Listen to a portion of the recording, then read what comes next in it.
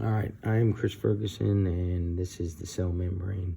In transport interview, we are looking specifically at transport. This is where the material gets much more interesting because we're going to be looking at movement through for this interview. All right, on transport. So here we got a integrated protein or transmembrane protein. We're going to use this as just a generic protein that will transport items in or out of the cell.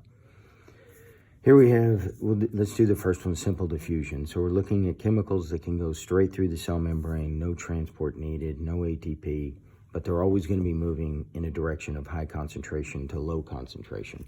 So this double circle here is representative of an oxygen molecule, O2.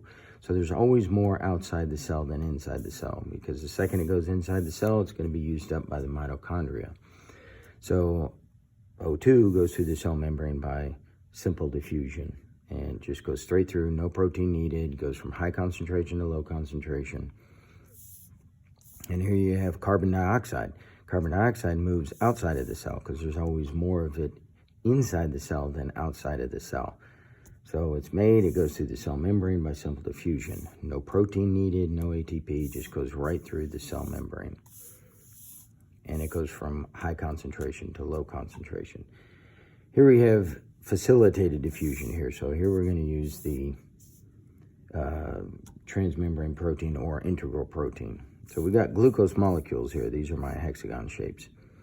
And they can get inside the cell, glucose and amino acids, by way of facilitated diffusion. So that means they can go through the cell membrane, but they do need a protein to get through. Something has to facilitate this movement. So glucose molecules can go from high concentration to low concentration to get into the cell. No ATP is needed, and that's because once glucose gets into the cell, ATP, which this is an ATP molecule, attaches a piece of it, and that's this last phosphate, actually attaches to. So this would break off and attach to a glucose molecule. Therefore, it ceases to be glucose. It's no longer glucose. That way, there's always more outside the cell. So glucose can always get in without using ATP to get it into the cell. So it goes from high concentration, low concentration. You do need a protein. So this is facilitated diffusion. No ATP is needed, and that's to get it into the cell. The ATP will stick to it once it's in the cell, but it's not needed to get it into the cell. And this again, so it's always moving from high concentration to low concentration.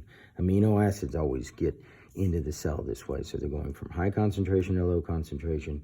You do need a transmembrane protein to get it through, but you don't need ATP. Again, high concentration to low concentration. Active transport, these are things like the soap. So now we're going to change this transmembrane protein. We're going to change it into a sodium-potassium pump. So it's still a transmembrane protein, but now it's going to be specific for sodium and potassium. And you do need ATP for this. So ATP sticks to the membrane. This allows the movement of 3 sodium molecules outside of the cell. And at the same time, 2 potassium molecules will go into the cell. So it's getting transported. 3 sodium molecules get transported out, 2 potassium molecules get transported in, and that's because ATP did attach to this transmembrane protein, allowing for that transaction to occur.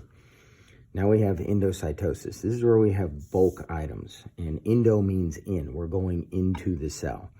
So how do we get, let's say now these are just a bunch of proteins. Let's say all these are just a bunch of proteins, and there's a whole bunch of them, and there's so many of them, and they're so big, they're bigger than the actual protein that's the doorway.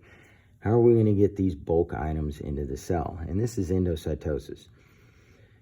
And this is done by, they attach to triggers that are in the cell membrane that allow the cell membrane to engulf these large materials. So they will stick to the outside of the cell membrane, and then they kind of start pushing their way in.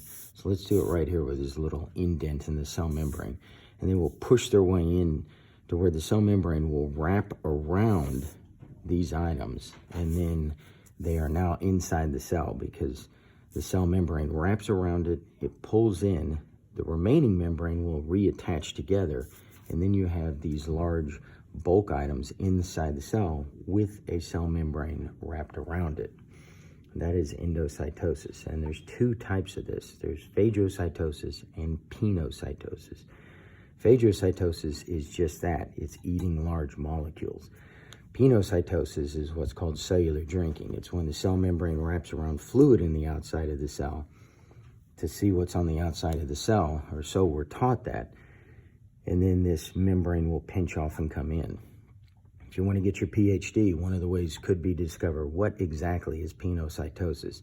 And it could be when a cell goes through exocytosis, the cell membrane can get too big, and thereby you need to have a way to make the cell membrane smaller. And endocytosis actually makes the cell membrane smaller. The overall cell membrane gets smaller because pieces of the cell membrane then are wrapped around a product. They're no longer part of the cell membrane. It's now a membrane wrapped around chemicals. It becomes a vesicle membrane. It's no longer part of the cell membrane. So exocytosis is just that. So we have a bunch of hormones inside the cell. How are we going to get all of them outside the cell? The hormones attached to the inside of the cell membrane, and they're already surrounded by a cell membrane. And this cell membrane just naturally, it's like two bubbles coming together. They will fuse together, and as these membranes fuse together, these products will then become on the outside of the cell, and this is exocytosis. And that is it for this part of the interview.